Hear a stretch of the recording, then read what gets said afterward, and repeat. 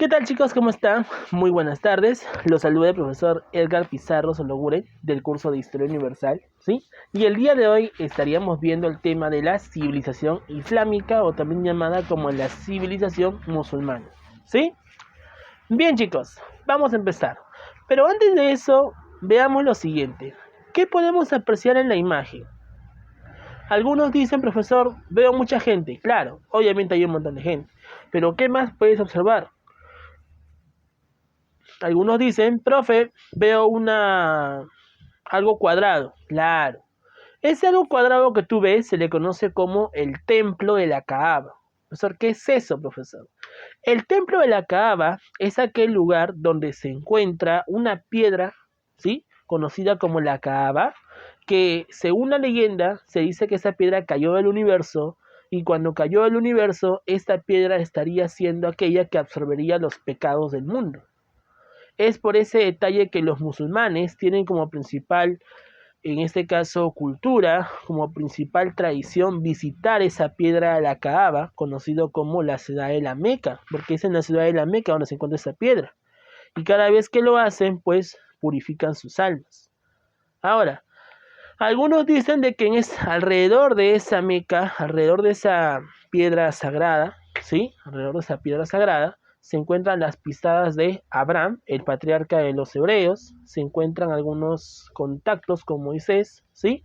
Y es por eso que la religión islámica no estaría rechazando a la religión cristiana católica, ya que en sí, pues, ambas religiones son análogas. ¿Por qué? Porque ambos hablan de un solo Dios, un salvador o profeta, ¿no? En caso de los cristianos católicos hablan de Jehová o Yahvé, ¿sí?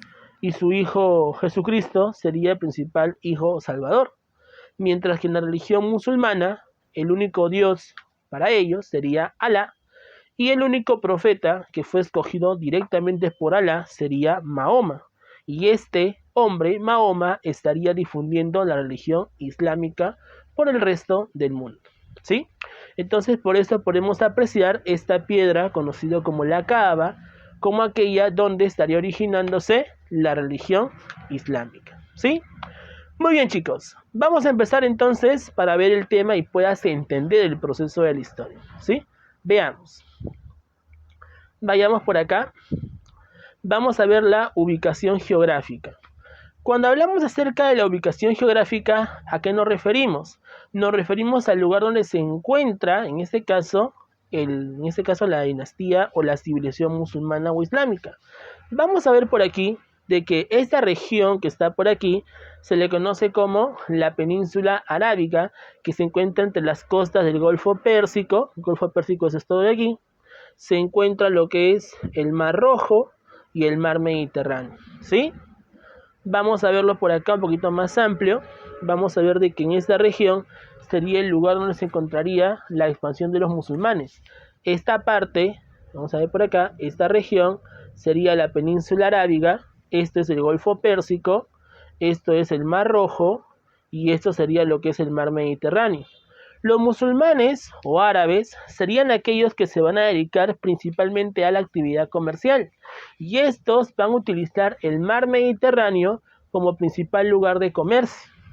¿Por qué? Porque van a expandirse por muchas regiones de Occidente, van a llegar hasta la extrema parte de España y van a tratar de invadir al reino franco, pero lamentablemente como el reino franco los derrota, los musulmanes van a ser limitados en su expansión. Pero el resto de Oriente sí fue invadida por la religión musulmana. La región de los persas, aquellos que se enfrentaban contra los griegos, ¿te acuerdas? Invadida. La región, por ejemplo, de la India también fue invadida por los musulmanes, ¿sí? Vamos a ver que lo único que no pudieron invadir los musulmanes fueron el imperio bizantino hasta una cierta parte.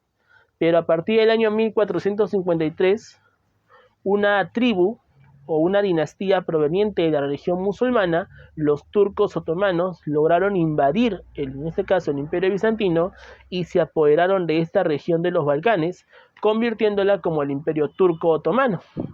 Es por ese detalle que vamos a ver de que los musulmanes fue aquella civilización de la Edad Media que lograría la máxima expansión de su imperio, ¿no?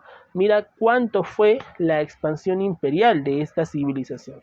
Por eso que es importante hablar acerca de los árabes musulmanes. ¿Claros de ahí? Listo. Vamos a ver ahora más características.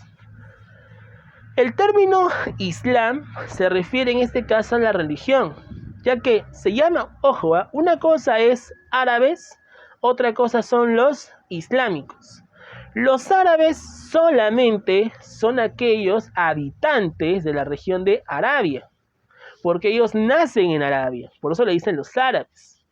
Pero los islamitas o los islámicos son aquellos que creen en Alá, es decir que aquellos que viven en España, aquellos que viven en África, aquellos que viven en India, inclusive en una parte de América también, ¿sí? Ellos son islámicos porque creen en Alá, mas no son árabes. Los árabes solamente son aquellos que aparecieron en Arabia. Esa es la diferencia. Por eso que yo le digo imperio árabe musulmán o también llamado imperio islámico. ¿Por qué? Porque el término Islam como término religioso significa la sumisión a Dios. ¿Y de qué Dios estamos hablando? De Alá, el único Dios de los musulmanes. Y Mahoma sería su único profeta, ya que Mahoma fue escogido directamente por Alá por el encargo del arcángel San Gabriel. ¿Sí? ¿Qué es lo que va a pasar? Mahoma, durante su vida mortal, ¿sí? Era un muchacho de 25 años que trabajaba para una viuda rica. Pero después de ese proceso, Mahoma contraería nupcias con esta viuda rica. Y como consecuencia, tendría alrededor de 10 hijas con esta viuda rica. Pero producto del tiempo, la esposa fallece, ya de edad, y Mahoma se queda con todas sus riquezas, con todas sus ganancias. Por eso es que Mahoma, después de la muerte de su esposa, buscó nuevas esposas. Pero en plena vida, ¿sí? Vida de soltero, como dice, se le aparece el arcángel San Gabriel. ¿Qué es lo que pasa?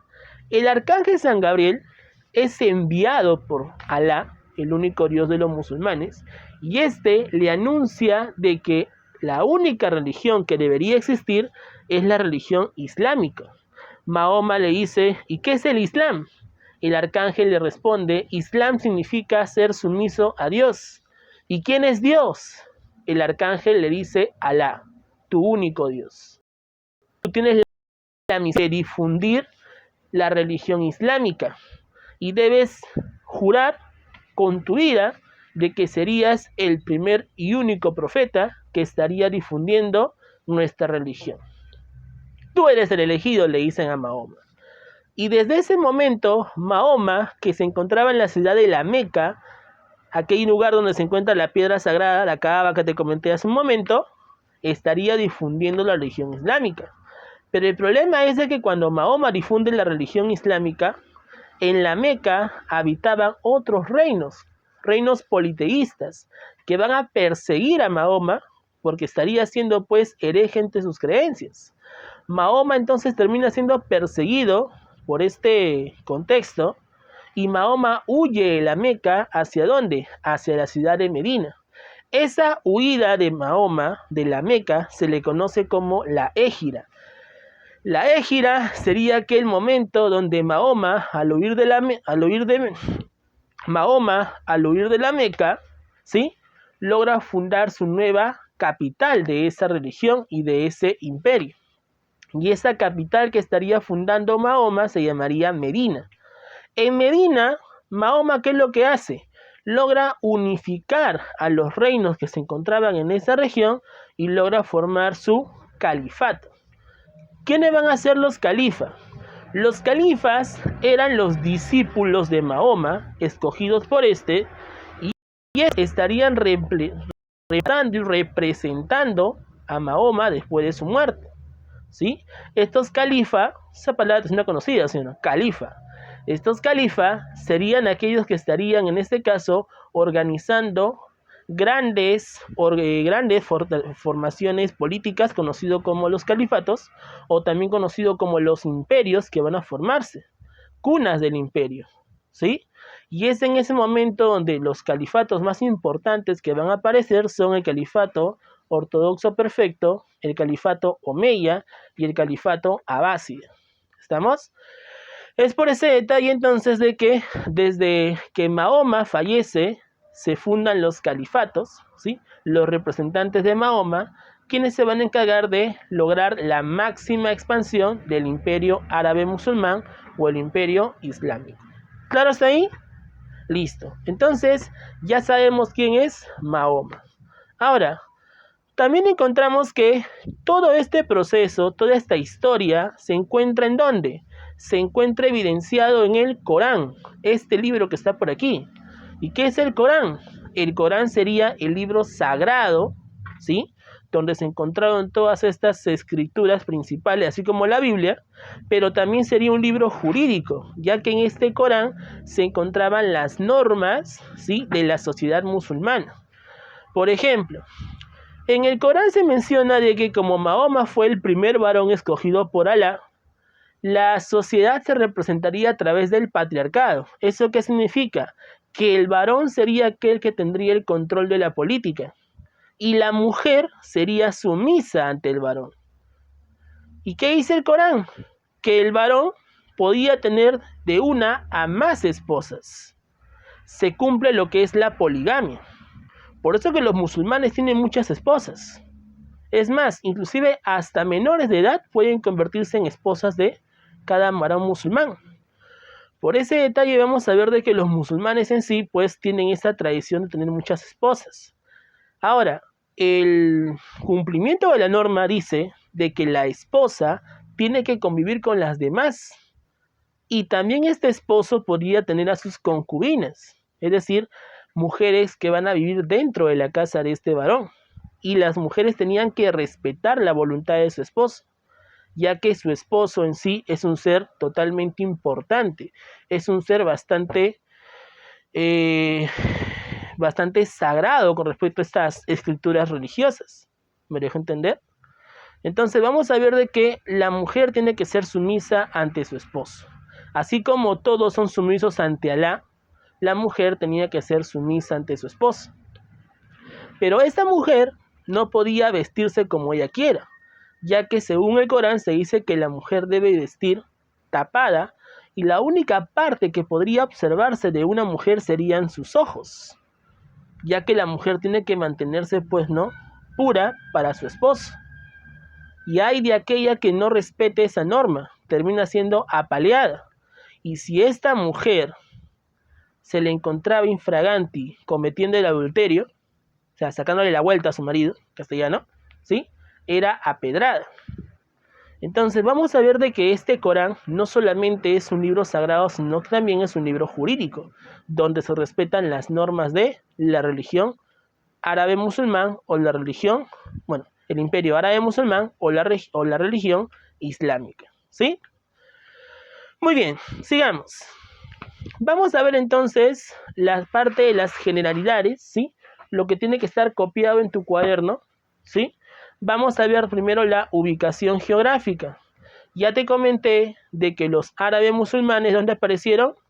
En la península arábiga, ¿sí? ¿Dónde, profe? Aquí, mira, ven. Esta región que está en naranja se le conoce como la península arábiga.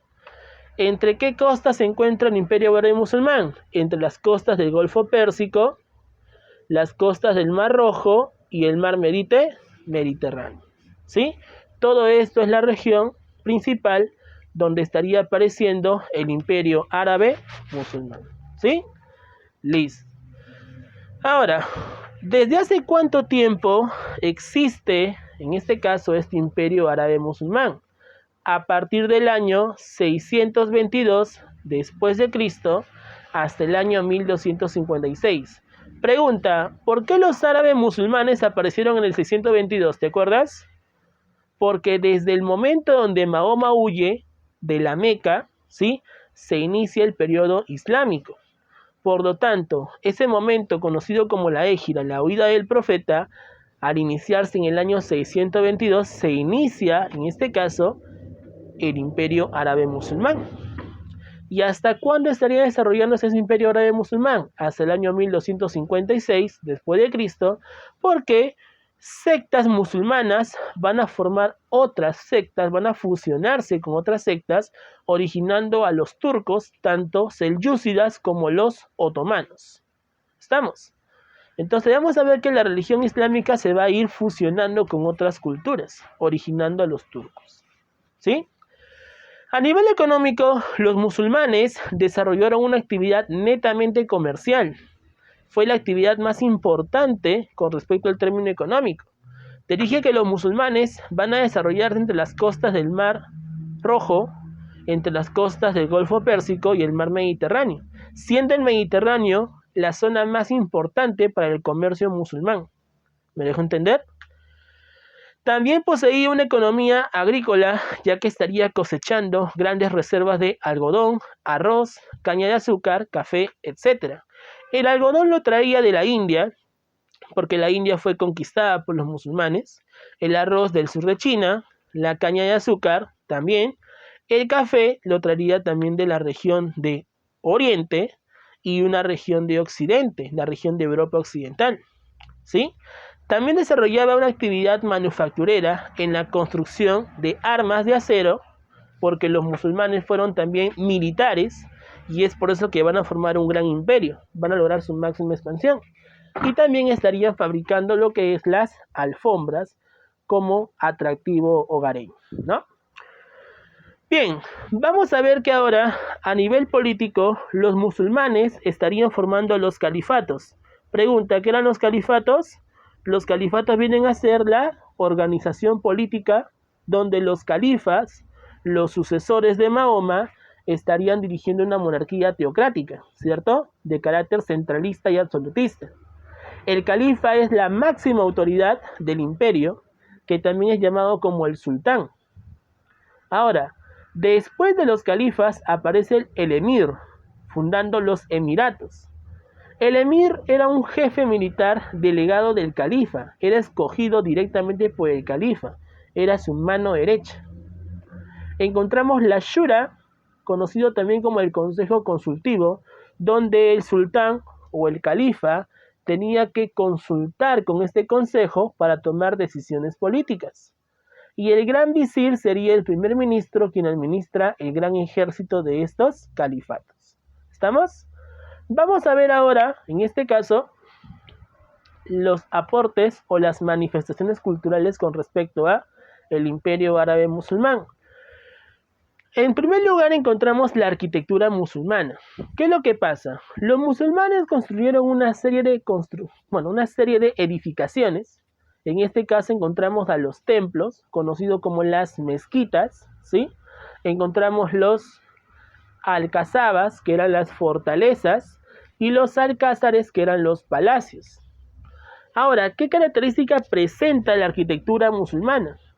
Sucede que la arquitectura musulmana presenta un contorno geométrico. Si te puedes dar cuenta, en esta mezquita de Córdoba que se encuentra en España, los muros en forma de herradura tienen una serie de contornos geométricos, tienen formas, figuras geométricas y varios colores. Esta característica es tan importante que incluso fue una pregunta al examen de admisión. En el examen de admisión de San Marcos decía, ¿qué características presenta la arquitectura musulmana? La respuesta es la presencia de figuras geométricas sin contornos geométricos.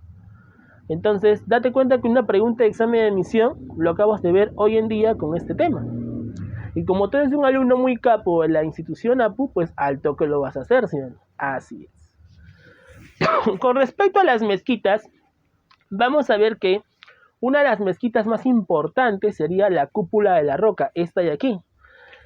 La Cúpula de la Roca se encuentra en la ciudad de Jerusalén. ¿Y por qué es importante? Sucede que cuando Mahoma fallece, ¿sí?, en el 630, Mahoma sube a los cielos desde la ciudad de Jerusalén. Y al subir a los cielos desde la ciudad de Jerusalén, Jerusalén se vuelve sagrada para los musulmanes. Pero hay un problema. Sucede que en el año 1095 se estaría iniciando la lucha por Jerusalén. ¿Entre quiénes? Entre los musulmanes selyúcidas versus los cristianos católicos. Sucede que la Iglesia Católica se da cuenta de que el imperio árabe musulmán está creciendo. Y este imperio árabe musulmán tiene grandes extensiones de tierras en Oriente. Así que la Iglesia Católica lo que busca es poseer, recuperar esas regiones que había perdido. Pero para poder tener esta necesidad, para poder en este caso dirigir, en este caso la recuperación de esas regiones, necesitaba un pretexto. ¿Y qué pretexto se le ocurre al Papa Urbano II? Se le ocurre de que la tierra de Jerusalén, que es importante para los cristianos católicos, tiene que ser recuperada ya que los musulmanes se quieren apoderar de esa región. Ahora la pregunta es, ¿y por qué Jerusalén es importante para la Iglesia Católica? Porque ahí, ¿qué pasó? Ahí Cristo fue crucificado, ¿sí o no? Fue sepultado. Ahí se encontraba la famosa zona del Santo Sepulcro, ¿no? El Santo Grial y la Lanza del Destino. Por lo tanto, esa sería el principal pretexto, ¿no?, que utilizaría la Iglesia Católica para iniciar las cruzadas. Se va a llamar cruzadas, ¿por qué? Porque van a intersectarse dos religiones. La religión cristiana católica en contra de la religión musulmana. Los cristianos católicos vestían, ¿no?, su armadura y se pintaban una cruz en el pecho. Por eso también le decían las cruzadas. ¿Te das cuenta? Entonces vemos que las cruzadas se estarían iniciando por este pretexto, la recuperación de Jerusalén. Pero yo tengo una pregunta, ¿cuál es la causa principal de las cruzadas? La respuesta es la ambición de la Iglesia Católica por recuperar tierras en Oriente. ¿Claro hasta ahí? Sigamos. Vamos a ver ahora que los musulmanes también construyeron las alcazabas. Diferencia de mezquita y alcazaba. La mezquita es un templo, centro de adoración a Alá y Mahoma, o sea, es un centro religioso. En este caso, los alcazabas, como la alcazaba de Granada que se encuentra en España, es una fortaleza donde se encontraba el ejército real dirigido por el gran visir. Y los alcázares vienen a ser los palacios donde estaría residiendo ¿quién? El sultán o el califa, ¿sí?, y su familia, en este caso, ¿no?, su dinastía. Entonces, estas son las tres construcciones basadas en la arquitectura musulmana que presenta figuras geométricas. Sigamos. Los musulmanes también dirigieron el conocimiento de las ciencias basados en la matemática. Recuerda que los musulmanes van a expandirse por la región de Oriente. Ellos lograron en este caso tener conocimientos matemáticos de Egipto, de Mesopotamia, ¿no?, de Persia, conocimientos matemáticos de la India, por ejemplo. Y todos estos conocimientos de la matemática lo estarían asimilando y estarían difundiendo el álgebra, ¿no? Uno de tus cursos favoritos de matemática, ¿no? Lo que algunos le dicen el álgebra, ¿no? Y uno de los más importantes algebraicos que logra fundar esta disciplina matemática sería Al-Khwarizmi al-Rashid, que sería uno de los principales difusores del conocimiento del álgebra, y ahí estaría apareciendo pues la editorial Valor, que utiliza pues, ¿no?, a algunos alumnos para estudiar la matemática. Estos musulmanes utilizaron los cálculos matemáticos, ¿sí?, basados en la trigonometría también. ¿Por qué? Porque gracias a los cálculos trigonométricos pudieron construir esos templos, esas edificaciones. Entonces, por ese detalle vemos que los árabes musulmanes conocían lo que era el álgebra y la trigonometría, siendo principalmente sus grandes aportes en la matemática. Así que si no te gusta el álgebra y la trigonometría, échale la culpa a ellos, ¿no? Así es. Sigamos. Vamos a ver que los musulmanes estarían desarrollando lo que es la medicina. ¿A través de qué? A través de las cirugías. Sucede que los musulmanes, como tenían conocimiento de las ciencias, vamos a ver que ellos trabajarían, por ejemplo, en caso de la oftalmología. Fueron los primeros en desarrollar, en este caso, las operaciones oculares. Por eso se dice que los mejores oculistas son los musulmanes. Pero la pregunta es, ¿y cómo lo hacían? Bueno, lo hacían con elementos rústicos, no había tubo de ensayo en esa época, pero hacían lo que podían y realizaban grandes operaciones, ¿no? Así es. ¿Qué más? Vamos a ver que estos musulmanes también estarían creando jarabes, remedios, ¿para qué? Para utilizarlo como fármacos y combatir enfermedades, ¿no? O sea que puede ser que un árabe pueda descubrir la cura del coronavirus, puede ser, ¿sí o no? Claro. Así que hay que tener un poco de paciencia hasta que aparezca la cura. Sigamos.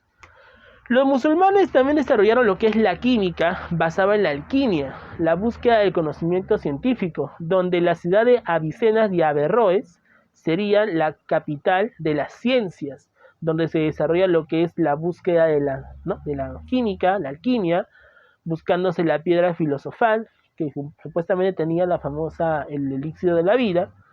Se basaba en los cálculos matemáticos, en la medicina. Prácticamente los musulmanes desarrollaron como aporte principal el desarrollo de las ciencias médicas, ciencias matemáticas y la ciencia química, ¿no? Los musulmanes también desarrollaron lo que es la literatura musulmana, es decir que estos estarían comenzando a desarrollar escritos, claro que de carácter anónimo como las 1001 noches, basado en su cultura, ¿no?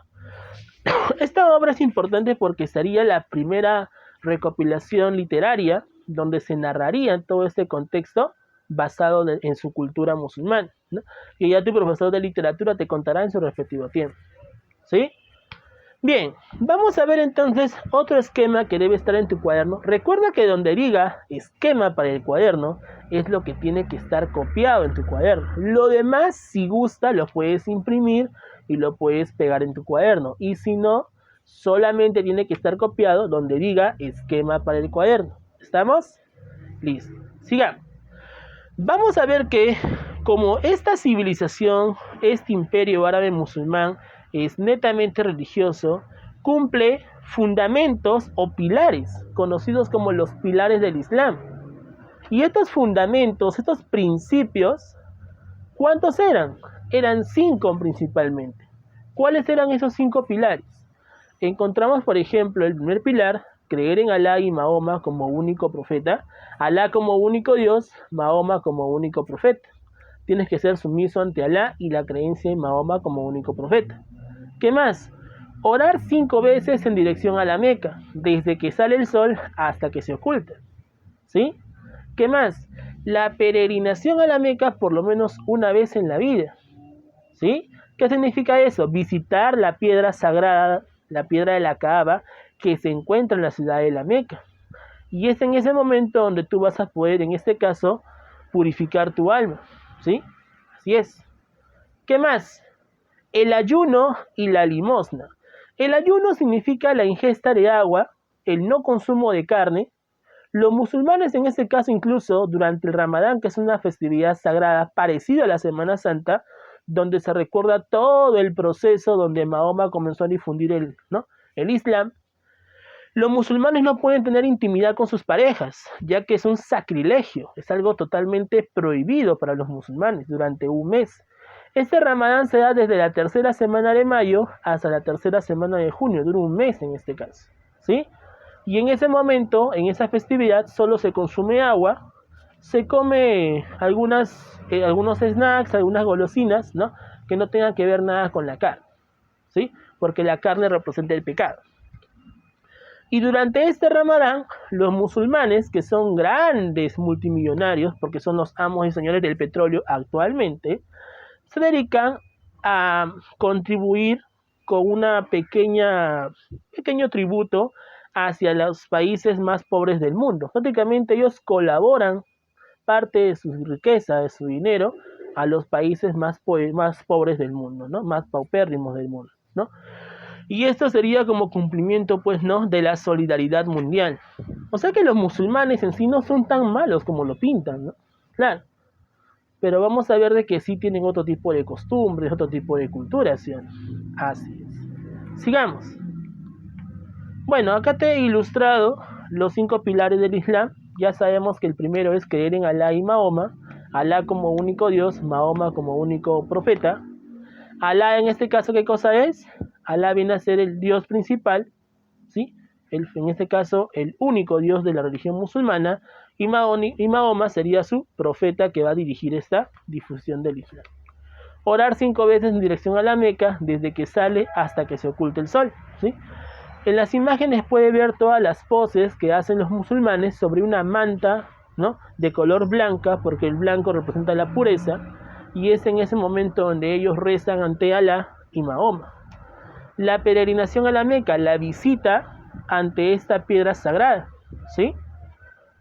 ¿Qué más? ¿Para qué? ¿Para qué iban a la Meca, te acuerdas? Para redimir sus pecados, ¿sí o no? Para purificar su alma. El ayuno durante el Ramadán, la ingesta de agua, la lectura del Corán, que era importante, ¿no? Vamos a ver también el consumo de alimentos pues no perecibles, ¿no? Como snacks, algunos piqueos, más no el consumo de carne. La limosna durante el Ramadán, es decir, la contribución para los países más pobres del mundo durante esta festividad, ¿sí? Recuerda que el Ramadán viene a ser la festividad donde se recuerda todo el proceso que realiza Mahoma para difundir el Islam. ¿Estamos? ¿Qué más? Otra cosa que tiene que estar copiado en tu cuaderno son las sectas religiosas. ¿Cuáles eran esas sectas religiosas que van a surgir? Encontramos a la Sunna, conocido como los sunitas, y el chií como los chiitas. Los sunitas son llamados también los ortodoxos. ¿Qué son los sunitas? Son los omeyas, ¿no? O sea, son, en este caso, aquella secta que acepta las escrituras del Corán, ¿sí? Y cumple la Sunna. Las Sunnas son el cumplimiento de la ética y la ley musulmana basados en los libros de vivencia. Prácticamente los sunitas son aquellos musulmanes que no son tan radicales, sino que buscan tolerar ciertas religiones en el mundo, ¿sí? Pero en este caso ellos cumplen sus costumbres basados en su ética y en su ley. Mientras que los chiitas son los más radicales. Los chiitas son aquellos que rechazan la Sunna y lo que buscan es el yihad, la guerra santa, la guerra sagrada. ¿Por qué? Según el Corán se dice de que los musulmanes, ¿sí?, tenían que defender y atacar a aquellos que vayan en contra del Islam. Por eso es que justamente el yihad es aquella guerra sagrada donde aquellos que no quieren ser difundidos por el Islam tenían que ser exterminados, ¿no? Y es por eso que tras este grupo yihadista, ¿no?, en el mundo oriental a partir del siglo XX estaría apareciendo, pues, ¿no?, el famoso Estado Islámico llamado el ISIS, ¿no?, el grupo terrorista que, ¿no?, desarrolla pues atentados con bombas y todo eso, ¿no? El caso de los talibanes como Osama Bin Laden, culpable en este caso del atentado de las Torres Gemelas, ¿no?, que ya lo vamos a ver en su respectivo tiempo. Entonces, eso es lo que va a pasar con respecto a los chiitas y los sunitas. Entonces, ¿quiénes eran los sunitas? ¿Cuál era la importancia de los sunitas? Ellos eran tolerantes, ¿sí o no? Aceptan el Corán y cumplen la Sunna, la ética y la ley musulmana. Los chiitas son los más radicales y ellos en este caso interpretan el Corán bajo una jerarquía religiosa. ¿Estamos? Muy bien, sigamos. Vamos a ver entonces la evolución histórica que también tiene que estar en tu cuaderno, ¿sí? Con respecto a la evolución histórica, vamos a ver que los musulmanes se dividen, bueno, el imperio árabe musulmán se divide en dos etapas, el periodo preislámico y el periodo islámico. Con respecto al periodo preislámico, vamos a ver de que la Meca es el lugar de origen de esta civilización. Pero recuerda que se llama preislámico, ¿por qué? Porque está de la huida del profeta, incluso mucho más antes del nacimiento de Mahoma. ¿Estamos? Ahora, la ciudad de la Meca, en la lengua musulmana, es conocida como Yatrib. Y este lugar es sagrado, ¿por qué? Porque se encuentra la Kaaba, la piedra sagrada, ¿no? Esa piedra que consume los pecados, ¿sí? Donde tú en este caso, pues, ¿no?, redimites tus pecados, ¿no?, te purificas, ¿sí? Pero el problema será que en esa Kaaba, cerca de esa Kaaba, en la ciudad de la Meca, se encontraban muchas tribus conocidas como la Umma. Y esta Umma serían los primeros fundadores preislámicos. Pero el problema es que muchas tribus van a tener en este caso contacto con religiones como la religión cristiana católica, la religión persa, la religión judía y entre otras. Entonces, como la Meca era una región politeísta, una región panteísta, vamos a ver de que Alá, el dios más importante, el dios imponente de la religión islámica, estaría buscando a un elegido. ¿Y quién es ese elegido que estaría siendo el difusor de esta religión? Mahoma. Por eso es que, ¿qué hace Alá? Envía al arcángel San Gabriel para que éste le anuncie a Mahoma que él es el elegido y él es aquel que tiene que difundir la religión islámica, ¿sí? Mahoma cumple con esa función y es por eso que Mahoma se dedica a predicar el Islam. Pero por culpa de esa predicación del Islam, Mahoma sería perseguido, señor. Entonces, cuando Mahoma recién es perseguido, aquí recién se inicia el periodo islámico. Y es por eso que con la égida en el 622 se da por inicio el imperio árabe musulmán. ¿Me dejo entender? Cuando Mahoma huya de la Meca, estaría llegando a Medina, una región cercana a la Meca. Y en esa región de Medina, Mahoma estaría, en este caso, escogiendo a sus discípulos llamados los califas. Y estos califas serían sus sucesores, quienes van a administrar cada califato. Recordar que el califato es el reino o la monarquía centralista teocrática que van a representar a Mahoma y difundir el Islam, buscando expandirse por el resto del mundo. ¿Estamos? Eso es lo que va a pasar. ¿Cuántos califatos se van a formar? Bueno, los califatos que se van a formar fueron 3 principalmente. Encontramos el califato ortodoxo perfecto, ¿sí? Vamos a ver por acá. Bien, decía entonces que los califatos, ¿sí? Hay un error en la ortografía, ¿sí? Decía que los califatos van a ser 3, ¿sí? Califato ortodoxo perfecto, desarrollado entre el año 632 después de la muerte de Mahoma hasta el año 660 después de Cristo, ¿sí? Este califato ortodoxo perfecto tiene como capital la ciudad de Medina, donde los discípulos de Mahoma, los califas, serían aquellos que difundirían su imperio. Ahora, recordar que la gran mayoría de califas serían parientes de Mahoma. Por ejemplo, el primer califa sería Abu Bekr, que sería en este caso uno de sus cuñados de Mahoma. Después encontramos a Omar, a Othman y Ali, el yerno de Mahoma. Entonces te das cuenta de que muchos califas en sí eran parientes de Mahoma. ¿Por qué? Porque lo que se buscaba es tener y conservar el linaje sagrado, ya que Mahoma fue un hombre escogido por Dios, es un ser sagrado. Así que su descendencia también es sagrada. Por eso que la gran mayoría de califas eran sagrados. Eran en este caso representantes de su linaje, sus parientes. ¿Sí? Eso es lo que tienes que recordar. Ahora, este califato estaría cumpliendo el yihad o la guerra santa, la guerra sagrada, ¿no? Es decir, defenderse y atacar a aquellos que no vayan a favor del Islam. Otro califato que estaría fundándose después del periodo ortodoxo perfecto sería el califato omeya. La importancia del califato omeya es que estos estarían realizando la primera gran expansión sobre Oriente hacia Occidente, siendo Damasco su capital. Si Medina era era la capital del califato ortodoxo perfecto, vamos a ver que Damasco era la capital del califato omeya. Ahora, vamos a ver que desde Damasco se lograba administrar el control político.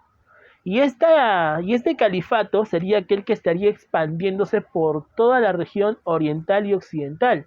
Profesor, más o menos ¿cómo? Mira, recuerda que acá está Medina, luego aparece en este caso Damasco. Damasco comienza a expandirse por esta región de Persia, la región de la India, ¿estamos? También aparecería en este caso la región de Egipto, Siria, ¿sí?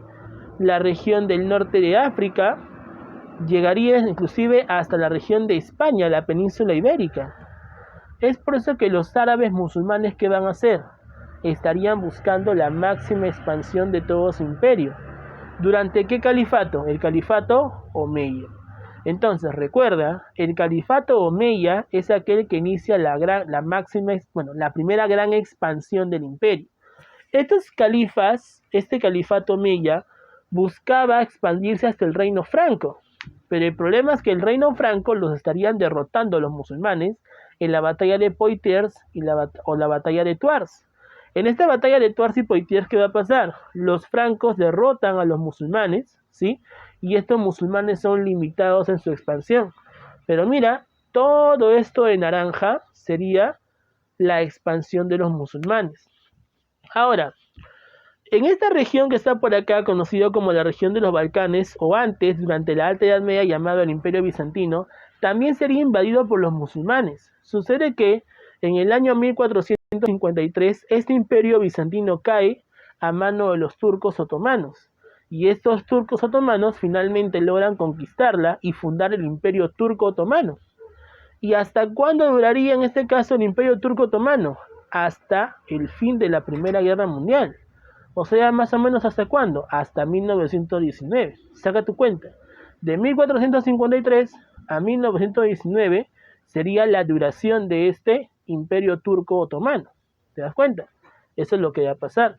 Entonces vamos a ver que la religión musulmana o el Imperio Árabe Musulmán en sí todavía existe en algunas sectas del mundo, ya que la región sobre todo de Oriente Medio o Medio Oriente sería el principal lugar donde se conservan más las tradiciones musulmanas. ¿Me dejo entender? Listo. Y para concluir, señores, vamos a al último califato, ¿sí? Que también tiene que estar en tu cuaderno, conocido como el califato abásida. Este califato abásida fue el último califato que se estaría desarrollando del año 750 hasta el 1242 después de Cristo.